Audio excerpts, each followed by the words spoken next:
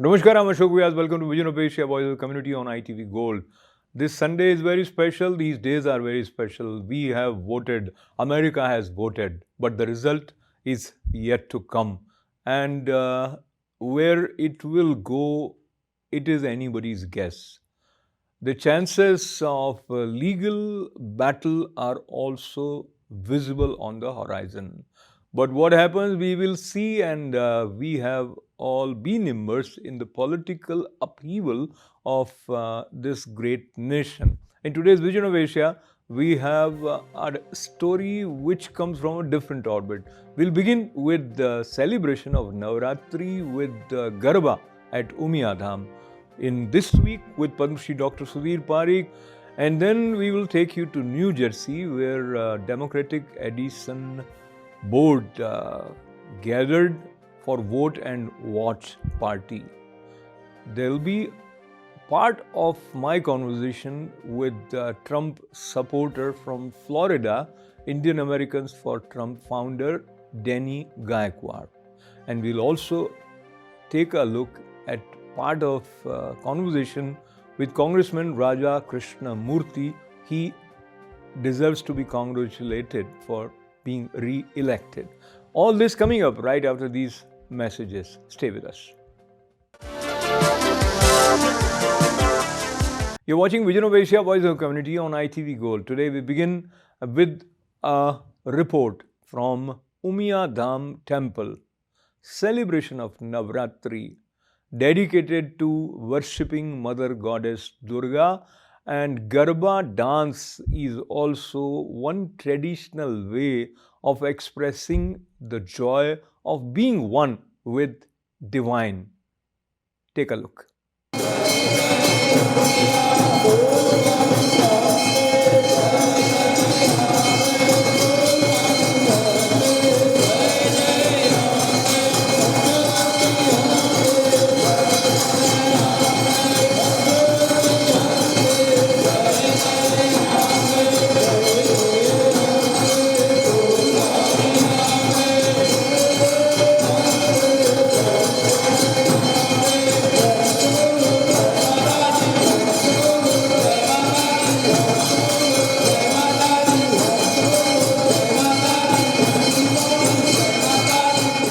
जयंती मंगला काली भद्रकाली कपालिनी दुर्गा क्षमा शिवा धात्री स्वाहा स्वधा नमोस्तुते।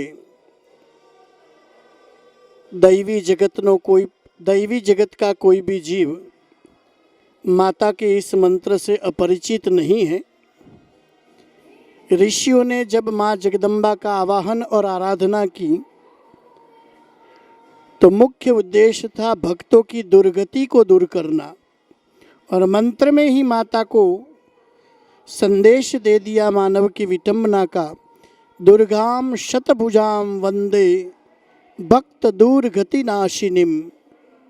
100 भुजाओं वाली माँ जगदम्बा को जब भक्त ने पुकारा कि भक्तों की दुर्गति का नाश करने के लिए हे माँ मैं तेरा आवाहन करता हूँ, और इस शरद ऋतु के पावन पर्व पर नवरात्र के 9 दिन पूरे भारतवर्ष, पूरे विश्व में, ब्रह्मांड में सब जगह माँ जगदम्बा की आराधना होती है। उमियाधाम मंदिर एडिसन में भी प्रतिवर्ष की अनुसार माँ जगदम्बा की घट स्थापना की गई। कोविड-19 की वजह से गुजरात के प्रसिद्ध हम गरबा नहीं खेलते, पर बैठकर माँ भगवती का आराधन करते हैं, माँ की भेंटे गरबा सुनते हैं, और फिर माता का जो घट स्वरूप स्थापन किया है उसकी पूजा आराधना अभिषेक करते हैं और माँ की आरती वगैरह करते हैं। सरकार के नियमों के अनुसार भक्तों की सीमित संख्या में रहकर माँ भगवती की आराधना हो रही है।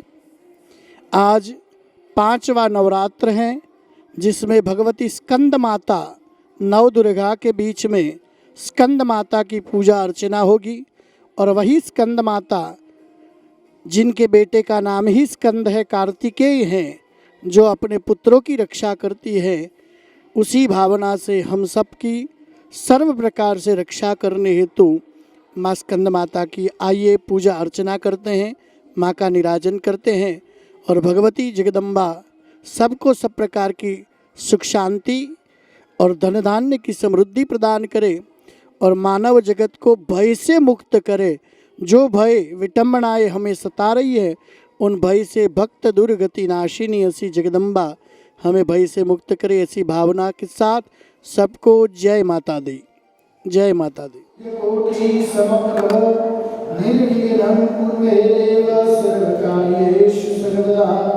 माता जी के वंदन कर जो जयंती मंगला काली भद्रकाली कृपालिनी दुर्गा क्षमा शिवा धात्री स्वाहा सदा नमोस्तुते।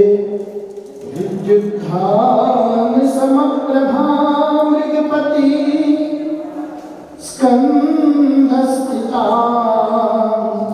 लीशरा कन्या करवा लिखे विलस हस्ता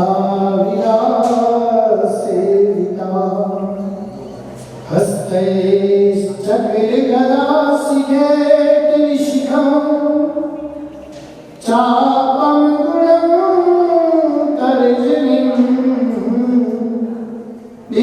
दिव्यानाम ललाटमिका शशिधरा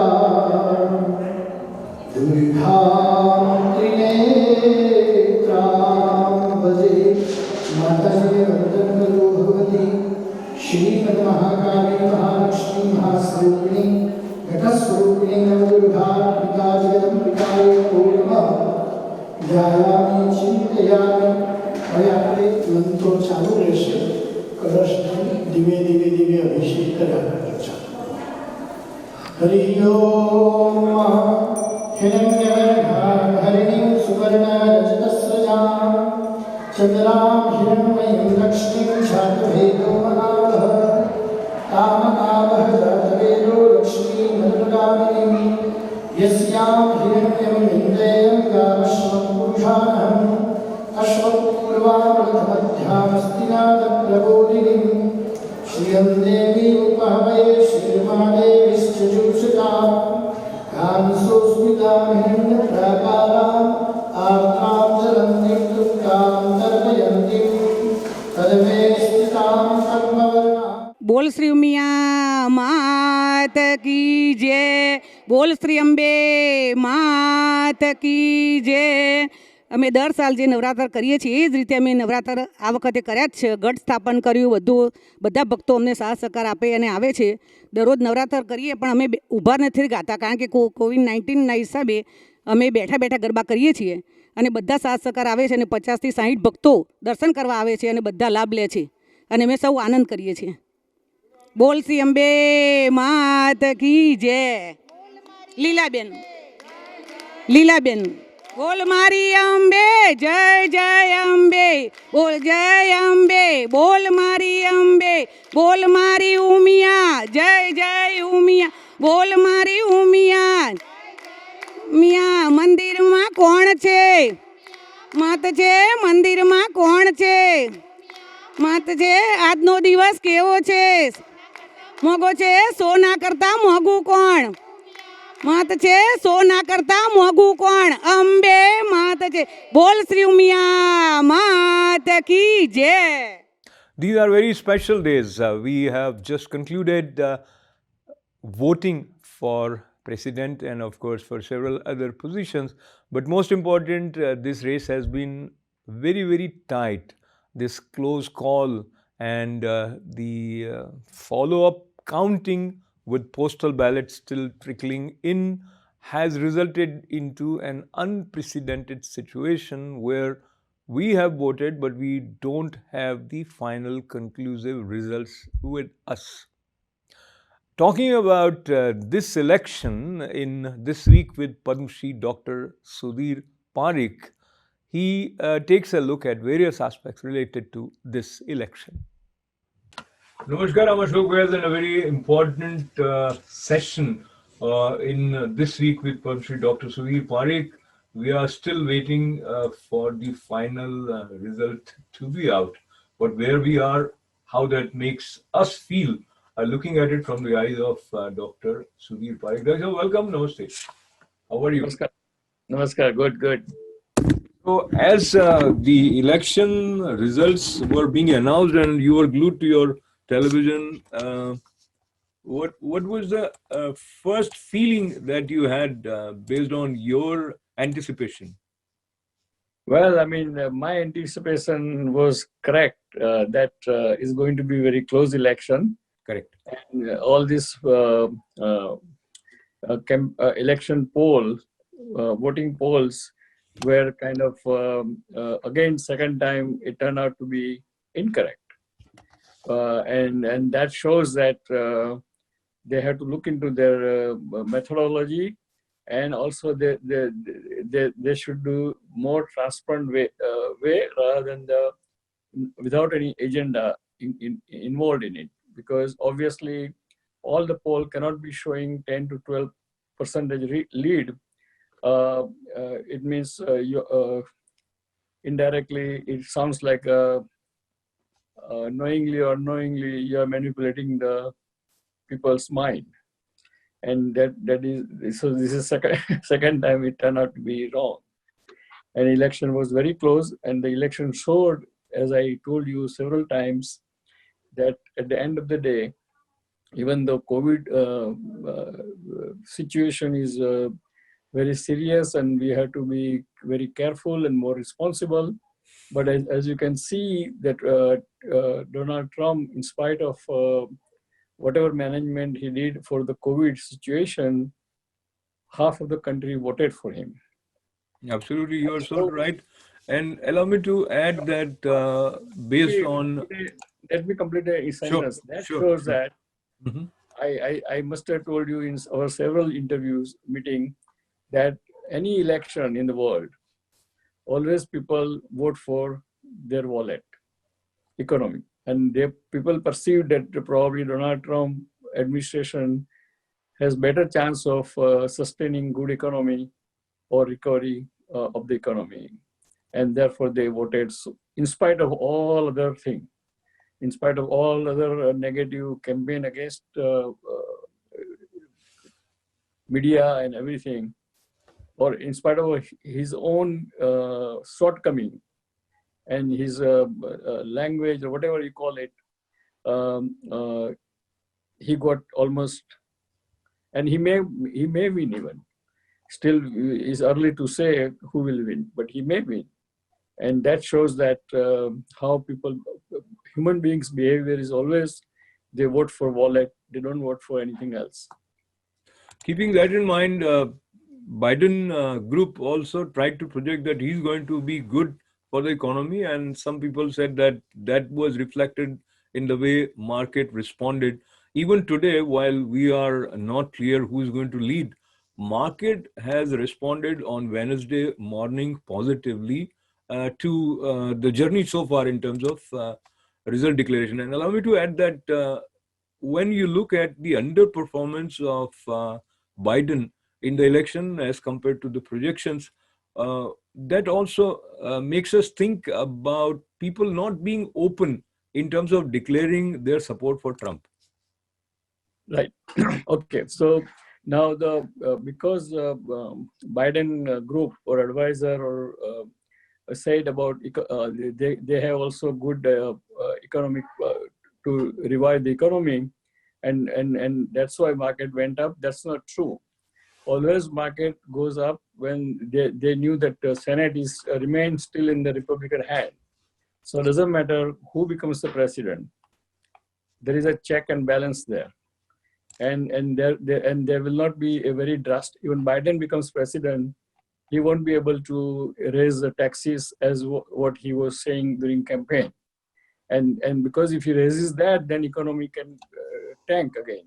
So I think that's why market is up, not because they believe that his plan is better. Absolutely. So overall results, especially in New York, New Jersey, Connecticut, remained as were expected, these being more of a Democrats' hold. But let us look at the situation in Pennsylvania, President criticized the decision of Pennsylvania's governor in terms of the way the counting, and people have said that in the last 24 hours, he kind of changed the rules.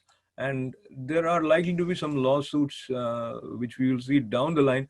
But at this moment, do you think Pennsylvania result is likely to play significant role in determining who leads the nation? Yeah, I think so, because still remaining the Georgia and North Carolina will most likely go towards the Trump basket, and that will take both the candidate to almost 260 plus. Not and so the whoever wins the Pennsylvania again, that 20 votes will make them over 270. We don't know what Michigan and Wisconsin will how it will behave, but I understand that probably Wisconsin and Michigan goes to Biden's side.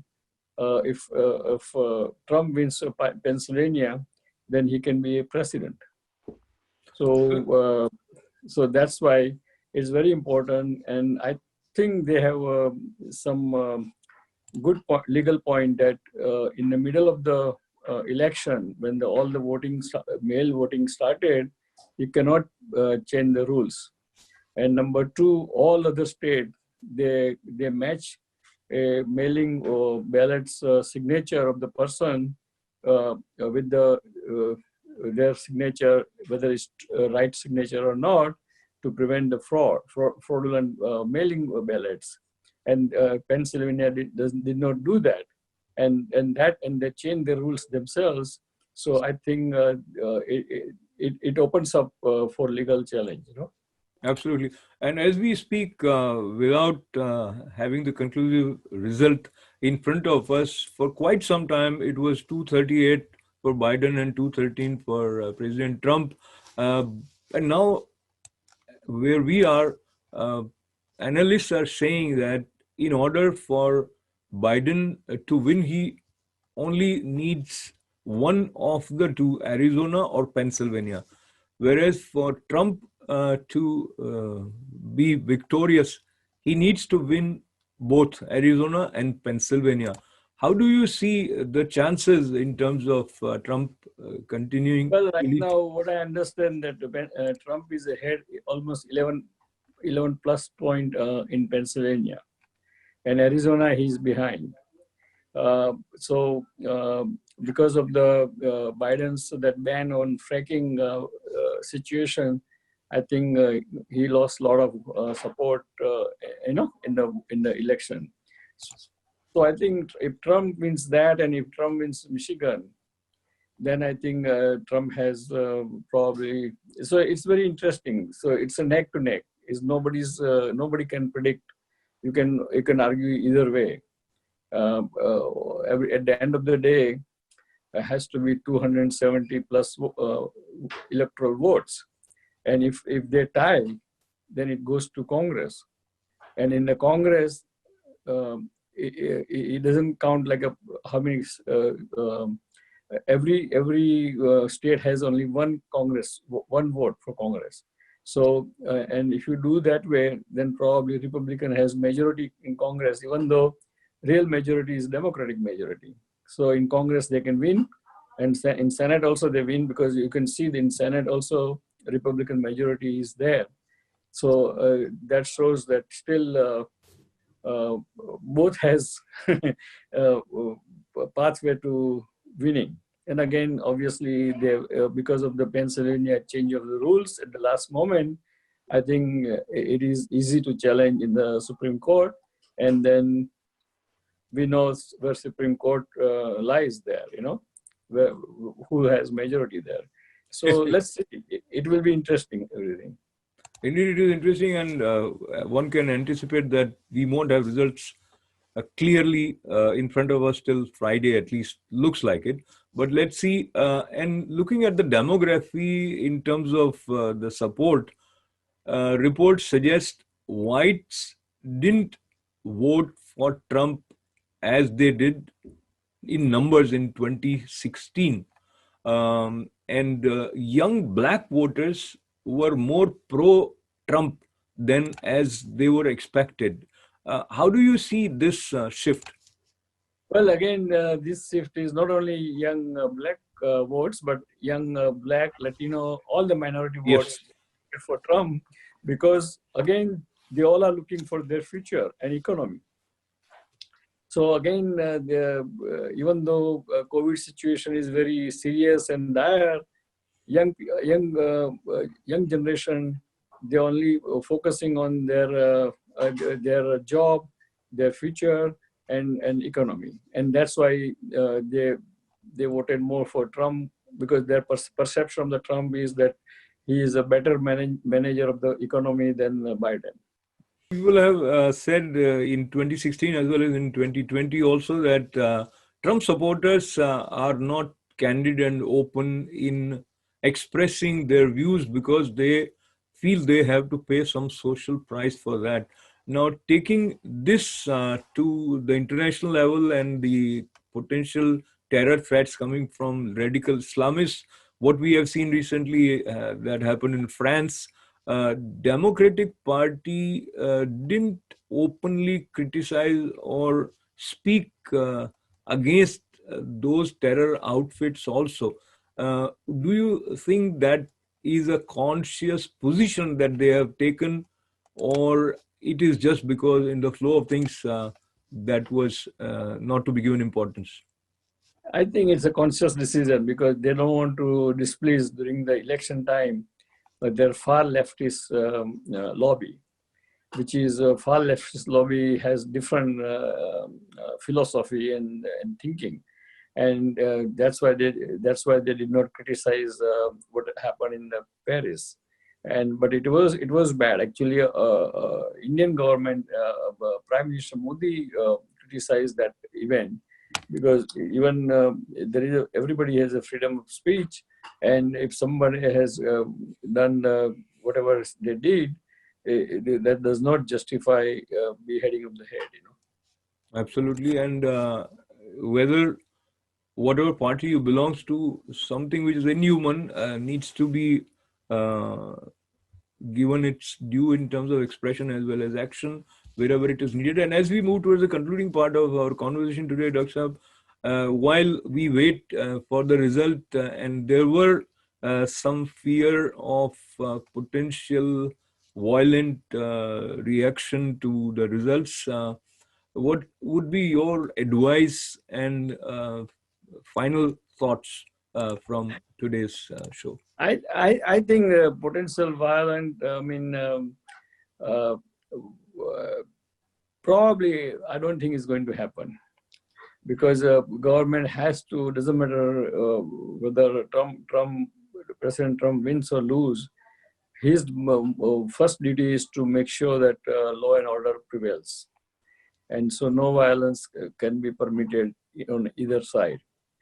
Number two, a lot of boarding of the all the stores and everything you see on the New York City or most of the large city, because 2 months ago they had there are some terrorist outfit.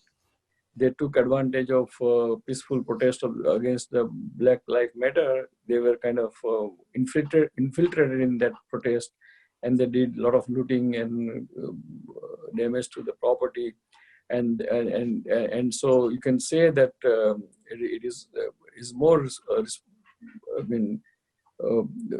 Left extreme is also equally responsible as right extremists. But I don't see any kind of, one should not fear about any violence or any, because government has duty to protect everyone, and they will.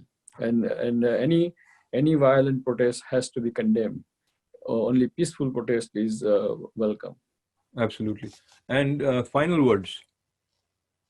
Well, America is the oldest democracy, has really exercised its democratic rights. People has exercised their democratic rights.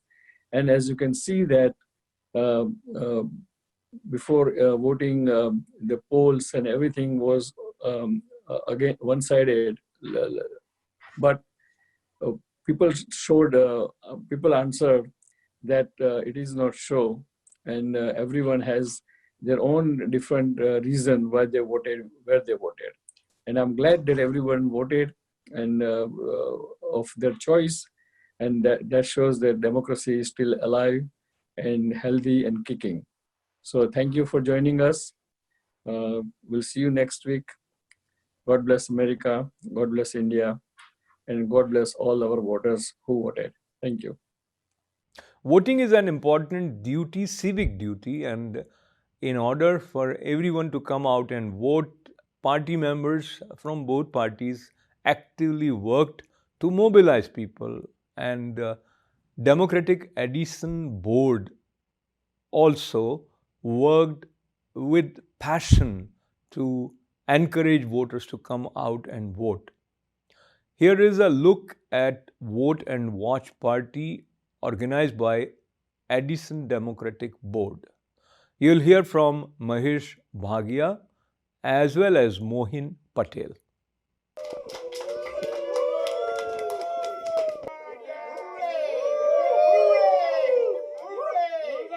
Thank you, ITV Gold, for coming here into this event of voting and the watch party. First and foremost, I want to congratulate Mahesh Bhagia, the chairman of EDO. He has done a tremendous job to make sure that we had the highest voter turnout to represent our community, our town, our Edison in Middlesex County. I want to thank you, and from the bottom of my heart, for all the co-workers, everyone that went out and voted. Thank you so much for making your voice count. Thank you, Rajabhai and ITV, for covering this event today. I'm so delighted. I'm here with all my fellow members from Edison Democratic Organization. We all did an amazing job this year, so please give a big round of applause to all the team members. Despite the challenging times in COVID, we had the best turnout Edison has ever seen in the voter turnout. We have almost 40 to 40,000 people who have mailed in the ballots, who did the provisional ballots. So please, I want to thank each one of the people, each one of the residents who came out and voted this year. We have won, in Edison itself, we have won by double digits compared to our Republican opponents. So I want to again give a big round of applause to my whole team, and each one of them worked day in and night last 3 months, trying to make sure everybody had a safe campaigning. With the digital campaigning, we made sure, we take care of the safety first. So again, thank you so much for supporting us this year. Thank you. Hi, I would like to thank ITV for coming out and covering this event. This year, I think we did an outstanding job. We brought a lot of new and innovative campaign strategies to our campaign this year, and a lot of it, like I said, with COVID-19, we were trying to make sure that we kept everyone safe, and everyone worked so hard, and like I said, we were dealing with the unknown, and I want to thank everyone for their hard work, their dedication, and the results really showed, because we had the highest turnout that we've had in a very long time for an election, and a very dominating performance against our Republican counterparts. So I want to thank everyone who helped and everyone who was involved this year. Thank you. Thank you, ITV. First of all, I want to congratulate Mahesh Bhagia, our new elected Democratic Party chairman, with his hard effort, and the whole party was energized, and our party has did a real good job in Middlesex County as well as in Edison. If I tell you, this is the first time in the history of Edison the amount of voters turn out to vote. It is way more than we never thought of it. So all credit goes to Mahesh Bhagia and EDO team, and I congratulate everybody. Thank you very much. Thank you very much, the entire team, EDO, and winning candidates.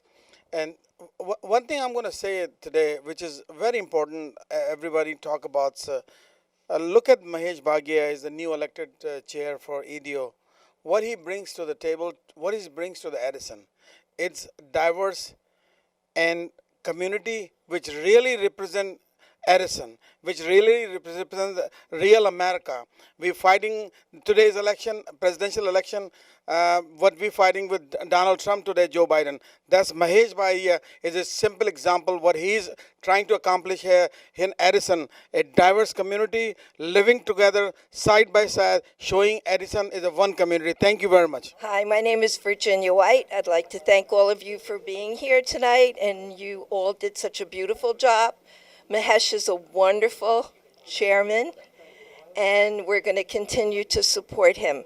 Thank you very much. And now time to say goodbye from today's Vision of Asia Voice of Community. But very, very important, we would like to remind you, do become friends with us on our Facebook page. That is the Facebook page of ITV Gold. Also subscribe to ITV Gold's YouTube channel and keep writing to us with suggestions, with details of events. Email ID events@itvgold.com. Take good care. Stay updated with the precautions. COVID-19 has not gone away yet. Wearing masks, maintaining social distance, and washing hands again and again are some of the suggested ways to stay safe. On that note, once again, thanking all of you for being a part of this show. And now, time to say goodbye from today's Vision of Asia, a voice of the community. This is ASHOK VYAS. Namaste. President Trump and Democratic nominee Vice President Biden both mobilized people in spite of COVID-19. People came out and voted in great numbers. The result still not out. As far as the last reports, Biden leading Trump, but some battleground states' result is yet to come. Florida went in favor of Republicans. From Florida, entrepreneur and politically aware Denny Gaikwad mobilized many Indian Americans to support Trump. What was his logic? Here is a part of my conversation with Denny. I can say I'm a small worker of the party. I believe in the Republican values, and I'm looking forward to give my opinions, which are frank, and sometimes people like it, sometimes they don't. But we are direct to the point rather than we go around to the point, because we are a businessman, so we come to the point rather than building a preface. Because time is absolutely. So I'm actually a poet, but with you I'm becoming direct and reaching to the point. Why do you think a lot of people are opposing President Trump through tooth and nail, to the extent that they say if he comes back, it is not good for the soul of the nation? That is exactly what Democratic nominee Biden said. So let me rephrase it. This is the first time in 26 years where I've seen that Indian people have come around, very surprisingly, that they saw the light at the tunnel. The leadership of Democratic Party failed to protect their property, liberty, and all of the above. So it's a reverse. This is the first time, and I can tell you from my personal experience, I met candidate Trump here in Ocala in 2016, and there was not much support, sir, at all. I can barely gather 30, 35 people. I had to call. Right now, I have a different group, like a WhatsApp group, US-India Impact Group, and all kind of groups. I have a ground swelling support. I can say my 1, 2, 3, 4, 5 groups are packed. I couldn't take a people in it. So I don't know. If you look at the main media, they love to portray it as people are opposing it. Of course, there are two sides of every coin. So in my opinion, this is the first election since last 26 years I'm involved, or maybe more, that Indian people have come out, American people have come out and supported.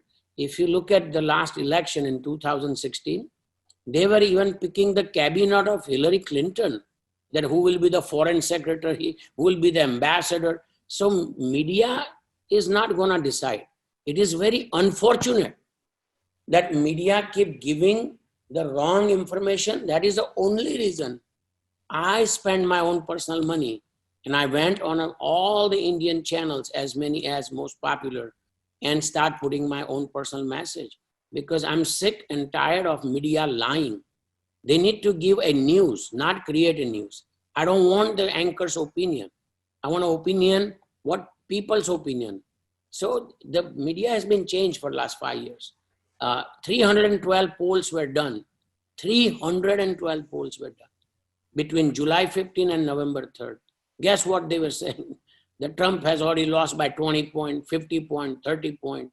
What happened to all those media? I don't know, but they still get paid in the same glass cabinet they're sitting, which they're totally out of touch with the people. And that proves my point. They will never have predicted. Main media has never predicted recession right, depression right, pandemic correct, anything. Because they sit so in a can you glass. allow me to interrupt you? And I have patiently heard and maintained my smile while you are criticizing media, and I become sort of a party to all these wonderful expressions coming from you for the media. But I agree, there are different views, and diversity is definitely the strength of democracy, whether it is India or America. But if you work with biased or prejudice, then indeed you will stay away from truth. But talking about the truth and fact, President Trump has been very, very candid in labeling the media as fake media at many places, and many times I must admit that he was proven right. uh, but now moving towards another important issue, which is seen as the core issue in this election, that is handling of pandemic. And the criticism comes that he goes by his guts and he doesn't pay enough respect to the scientific approach of dealing with the problem. So talk to me about your overall analysis of how President Trump has led this country to face this pandemic crisis. Ashokji, I have a very simple answer for you. This is the only president in entire world. He stopped Chinese travel 1 month before European, Indian, or any continental stuff. This is the same Democratic Party. I have 100 statements that he's a hypocrite, he's this, he has a war with the China, he has a trade war with the China, that's why he's shutting them down, he's doing illegal, he's doing this. Same Congress, same Biden, same Kamala Harris. I mean, give me a break. If the guy stops 1 month before anybody wake up, he had given a perfect guideline. I have those guidelines here, but I can't read all, otherwise it will take 30 minutes. Very first day, he give a guideline. Wear a mask, do this, do hand sanitize, stop meeting, don't do that. Every safety is with every individual. It's not with the government. This is not a socialist government. This is not a dictator government who wake up in the morning and say, hey, you can't come out of your house. Look at what is happening. The states like New York, New Jersey, Connecticut, my fellow friends are filing a bankruptcy, sir. In your state, I have a friend. He had 22 hotels. He filed on a 4 hotel bankruptcy already. You know why? Because the governor has closed down. And if you look at the Florida state versus the New York state, they are equally 22 million people. No, Florida has 22 million people. New York has only 19.5 million people. Our fatality rate is 1/3 or maybe more or less than the New York. So what happened? If you shut down, you cram down everything, it didn't happen. Truth of the matter is, pandemic is created by China, not by President Trump. He took the correct step, but media try to tell me now, and the election people gonna tell me, oh, he didn't take a step. What step you would have taken different? You took the step, you shut down the businesses for 6 months, you locked down gyms, schools, everything. Everything is falling apart. Did you know I'm a vice chairman for the Visit Florida? You may not know that. Visit Florida is the body which does marketing for the Florida state. What I learned that we are getting for last 11 years, 1,000 people a day from New York side. Did you know New York had the most seats after California? Now New York has lost the population and Florida has gained the population. We have 29 congressmen, New York has 29. If you can't wake up and smell a rose, you gotta be a wrong leader. Your people are leaving your state. There are no U-Hauls left. It takes a month. My friend is moving from New York. And I told him, why is it taking you long? He said, my God, the U-Haul company and the riders, and they are packed for a month because people are moving. The streets are garbage. The police is letting your property loot. What is the COVID has to do with the loot?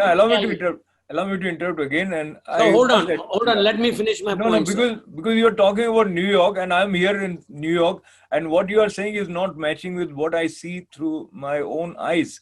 So it is not that bad as you are portraying. So you may be living in a good area. That's why you may not be living in a junk. And I can give you the pictures today to prove my point. You see the Fifth Avenue is boarded down with the boards because people are afraid that people are gonna steal them, and they did stole. But COVID has nothing to do with the looting. If it's a COVID, stay in the home. If you're telling me stay home, but no, you can come out to loot during the COVID. Thousands of you can come out and loot. And then you said, no, stop. It's a COVID. Don't do your business. I mean, I don't understand double kind of COVID. The COVID is a COVID. Whether you have 1,000 people gather to loot, or 1,000 people gather to pray, or 500 people in a gym. How can it be too different? Indian American community can take pride in congratulating congressmen with Indian American roots. Raja Krishnamurthy has been re-elected, and he talked before election to our own Aditi Lamba. Here is a part of that conversation. Congressman Raja Krishnamurthy, welcome to ITV Gold. I hope you're doing well today. Thank you so much for having me. Of course, we have to have you. You do represent the 8th Congressional District of Illinois. So just starting off this interview, I have to ask you, we're at the election eve. How is the momentum in your district, and how are people feeling? What are you focused on? Well, I think that people are feeling good. I'm feeling good. I'm going for my 3rd term on November 3rd. As I like to say, I'm trying to go 3 for 3 on November 3. And so I think it's going well. And I look forward to joining the new Congress. And, hopefully tomorrow is a turning point in a positive way for the entire country. You know, Congressman, if I was to ask you, what are some issues you think are at stake for the audience to know more, what would you say? I think there are a few issues that are at stake. One is, are we ready to hire somebody to be president and the majority party to finally kill the coronavirus? We have to end this pandemic and the health crisis associated with it. The second is, are we ready to hire somebody who's going to help repair the damage to our economy and make sure that we come out of this better than we were before? One where we have inclusive growth and inclusive economic growth across the board. And then the third question is, do we want to unify as a country, or do we want to continue to divide?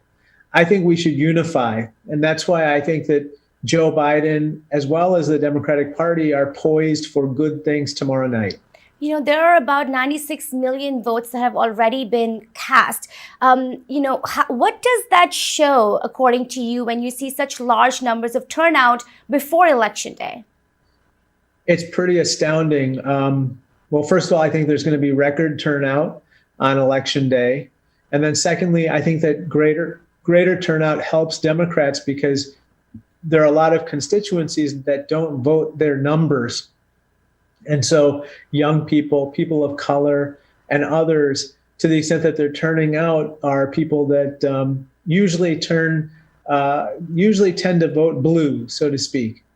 Right, for sure. You know, Congressman, I would like to now discuss certain issues that truly impact the South Asian community, and I would love to know what your perspective on this is. Starting off, I would like to discuss the economic and healthcare ramifications of COVID-19, especially on your district. How are you going to help the most vulnerable people at this point? Well, I think the first thing is that we have to get another stimulus deal done in Washington, meaning we have to put more money into the economy since whole sectors of the economy are shutting down in an effort to stem the pandemic. I'm very hopeful that we will come to terms on a deal right after the election or early in 2021 because so many individuals, families, and businesses need the help now. Definitely. Just discussing even more of the issues, Congressman, immigration is obviously at the forefront of this election. It really impacts the South Asian diaspora as well. What will the future of immigration look like if, say, Biden and Harris ticket wins today? Well, I think the future of immigration looks bright if the Biden-Harris ticket wins. I just don't think that this president feels comfortable with immigrants. He's turned away immigrants and in some ways practiced xenophobia. And I think that's very, very bad given that the DNA of America has always involved welcoming immigrants and assimilating immigrants. And so a Biden-Harris ticket will encourage legal immigration, especially from South Asia and India and so forth. Unfortunately, the Trump administration has done anything but. It has turned away some of the best and the brightest and the hardest working people from around the world. Definitely. What about the healthcare crisis that we're in? The healthcare system is overwhelmed across the nation. What does the Congress need to do and what does the administration need to do according to you? Well, I think that with regard to the healthcare crisis, there are two things that we have to do at least.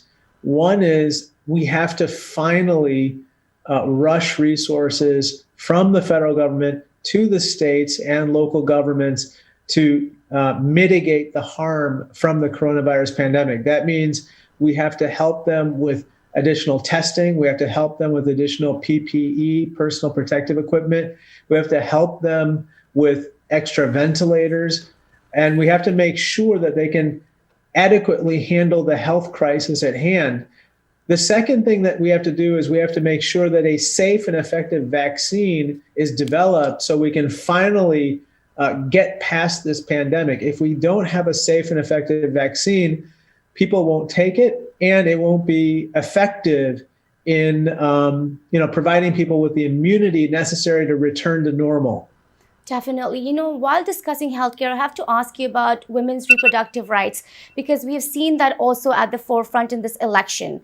My question to you would be, if Roe v. Wade is questioned, what will the U.S. Congress do? What will you do? Well, I think that Roe v. Wade is already under attack. We have to just make sure that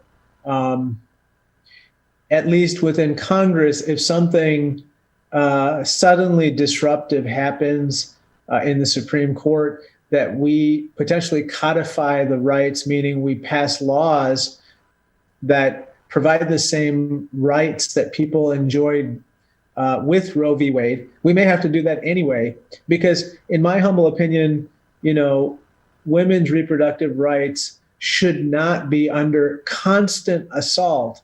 It goes to the idea of whether we believe men and women should be equal. And unfortunately, too often, I think that Roe v. Wade and attacks on choice are really attacks on equality and gender equality. Yes, definitely. And here's to hoping there's a lot done for these issues. Just moving on with this, Congressman, there's a huge issue of racial unrest in the entire nation right now. We've seen Black Lives Matter movement go across the nation. I would like to know how you've been looking at this racial unrest and how do we truly solve this problem? Well, first of all, we need a president who doesn't make the problem worse and that the person in charge actually talks about this in a way that is inviting for both sides to, all sides of this issue to be able to engage in a civil, respectful manner. The tone is set at the top. So I'm hoping that if and when Joe Biden becomes president, we can actually deal with this in a productive manner. And we can also have law enforcement reform. And we can talk about all the other issues surrounding this that really impede our progress. Definitely. I would like to know how you've looked at these two campaign trails, Congressman. President Trump has gone across the country hosting rallies. Former Vice President Joe Biden and Senator Harris have done it in a different manner where they're using drive-ins as a means to reach out. How are you looking at this? Well, I think that it in part illustrates the way that they would govern the country, right? Because on the one hand, the drive-in rallies to me signal that Joe Biden and Kamala Harris want to assemble people, but want to do it in a safe manner so nobody gets hurt. On the other hand, you look at President Trump's rallies where nobody's wearing a mask, everybody is right up close next to each other. There's no social distancing. And you see so many cases coming out of these super spreader events, and he himself got sick. And so if he can't take care of himself, and he has no regard for the people at his events getting sick, why should he care about the rest of us? I don't think he does. And that's why he doesn't deserve to stay in office. We are also hearing news about a potential, flashback or lashback from community after the election day. How would you handle that in your district? I think that we need peace and calm to be the order of the day. We have to make sure that in every city and state that city leaders working with community leaders and law enforcement keep the streets calm, allow people to exercise their First Amendment rights. However, we don't want any disorder, certainly not any violence, and certainly not any property damage. And so let's conduct ourselves in a dignified manner. That's absolutely crucial. Definitely. And finally, Congressman, you are a proud South Asian American. We are a South Asian network. I would love for you to address the community on importance of voting and perhaps the importance of how we play a pivotal role in this election. Well, it turns out that there are 500,000 South Asian voters in the battleground states. And the reason why that matters is because each of those battleground states will be decided by, thousands of votes, not millions of votes. And so South Asian voters could provide the difference, whether it's in Wisconsin or Michigan or Pennsylvania or Florida or North Carolina. South Asian voters need to vote, and that is paramount. And so today, make a plan, make sure that your friends, family, and loved ones make a plan, and get out there and vote. This is our duty. We have to do it. Congressman Raja Krishnamurthy, I truly thank you for your time here, and please keep on continuing to make us all proud. Thank you so much. Thank you so much. Of course. Have a good one. Okay. Bye-bye. Bye-bye. You're watching Vision of Asia, Voice of Community on ITV Gold, and this program comes to you every Monday, Tuesday, Wednesday, and Thursdays at 8 p.m. And every Sunday at 11 a.m., we have a special weekly edition of Vision of Asia. We appreciate your continued support and love for us. Stay with us. We'll be right back after these short messages.